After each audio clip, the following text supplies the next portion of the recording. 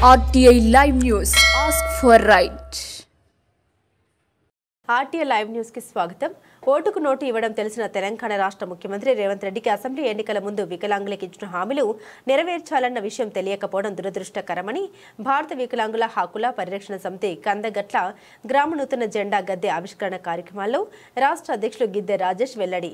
రాబోయే స్థానిక సంస్థల ఎన్నికల్లో వికలాంగులకు రిజర్వేషన్ కల్పించకుండా ఎన్నికలు వెళ్తే కందగట్ల నుండే కాంగ్రెస్ ని పార్టీని కరుమరుగు చేసేలా ఉద్యమిస్తామని సంస్థీకరణ తెలిపారు.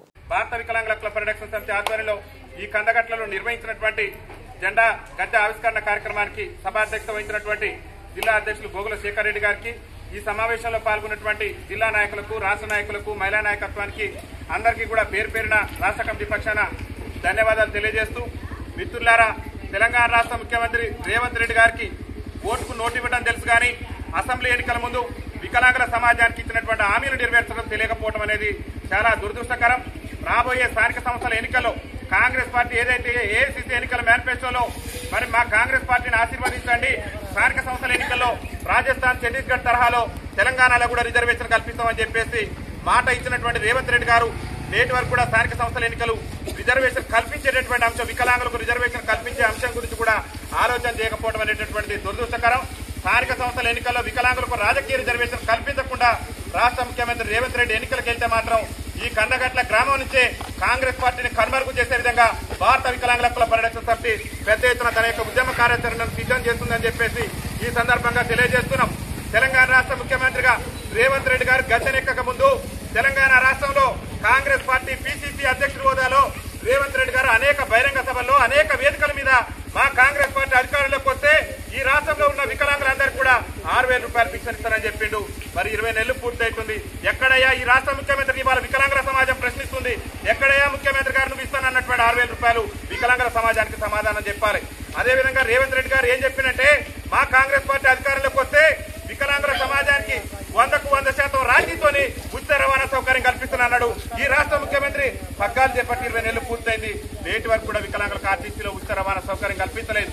ఒకటే కాదు, ఈ రాష్ట్రంలో చదువుకొని ఉద్యోగ అవకాశాలు లేక గత ప్రభుత్వంలో బ్యాక్లాగ్ ఉద్యోగాలకు నోసుకున్నటువంటి వికలాంగులకు మా కాంగ్రెస్ పార్టీ అధికారంలోకి వస్తే తెలంగాణ రాష్ట్ర వ్యాప్తంగా వికలాంగుల బ్యాక్లాగ్ ఉద్యోగాలను భర్తీ చేస్తానని చెప్పినటువంటి రాష్ట్ర ముఖ్యమంత్రి నేటి వరకు కూడా తెలంగాణ రాష్ట్రంలో వికలాంగుల బ్యాక్లాగ్ ఉద్యోగాలు భర్తీ చేయలేదు. అదేవిధంగా రాష్ట్రంలో వికలాంగుల మహిళల మీద, వికలాంగుల మీద దాడులు పెరిగిపోతున్నాయి, మానసిక వికలాంగుల మీద అత్యాచారాలు పెరిగిపోతున్నాయి. మా కాంగ్రెస్ పార్టీ అధికారంలోకి వస్తే ఈ రాష్ట్రంలో వికలాంగుల అట్రాసిటీ చట్టం 2016ను సమర్థవంతంగా అమలు చేస్తానని చెప్పినటువంటి రాష్ట్ర ముఖ్యమంత్రి రేవంత్ రెడ్డి గారు నేటి వరకు కూడా ఈ రాష్ట్రంలో చట్టాన్ని సమర్థవంతంగా అమలు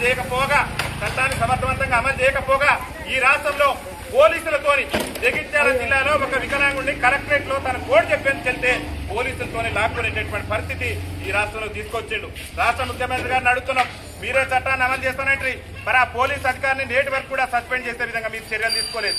ఇవాళ మీ ప్రభుత్వంలోనే సీనియర్ ఐఏఎస్ అధికారిగా ఉన్నటువంటి స్మితా సబర్వాల్ గారు మేము ఐఏఎస్ లో పనికిరాము, దానికి పనికిరాము, దీనికి పనికిరాము అని చెప్పేసి మా వికలాంగుల సమాజాన్ని కించపరిచే విధంగా వ్యాఖ్యలు చేస్తే నేటి వరకు కూడా మీద చర్యలు తీసుకోలేదు. అదేవిధంగా మీరే చెప్పారు, మా కాంగ్రెస్ పార్టీ అధికారంలోకి వస్తే గత ప్రభుత్వం వికలాంగుల సంక్షేమ శాఖను మహిళా శిశు సంక్షేమ శాఖలో కలిపింది. మా పార్టీ అధికారంలో రాగానే వికలాంగుల సంక్షేమ శాఖను ప్రత్యేక శాఖగా గుర్తిస్తామని చెప్పారు. నేటి వరకు కూడా వికలాంగుల సంక్షేమ శాఖను ప్రత్యేక శాఖ గుర్తించలేదు. రేవంత్ రెడ్డి గారు ముఖ్యమంత్రిగా బాధ్యతలు చేపట్టే కానించి అడుగడుగున ఈ వికలాంగుల సమాజం మీద వివక్షకు చూపిస్తుండే తప్పితే ఎక్కడ కూడా ఎన్నికల సమయంలో అనేక హామీలు ఇచ్చిండు. ఒక్కటంటే ఒక్క హామీ 20 నెలల పరిపాలనలో నెరవేర్చలేదు. ఖబర్దార్ రేవంత్ రెడ్డి గారు వికలాంగులతో పెట్టుకుంటే నిన్ను ఇంటి బాట పట్టించడమే లక్ష్యంగా మా యొక్క ఉద్యమ కార్యాచరణ ఉంటుంది. నువ్వు ఇస్తానని 6,000 రూపాయలు పింఛన్ ఇవ్వాల్సిందే.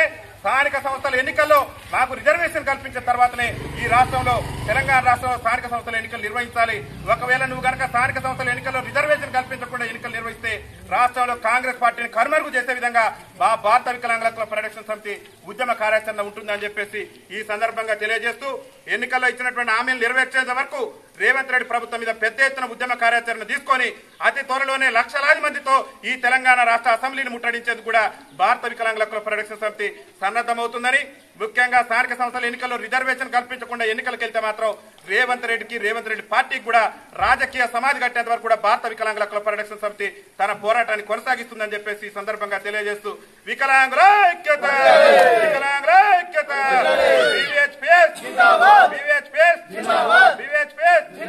సాధిస్తాం ఖండిస్తాం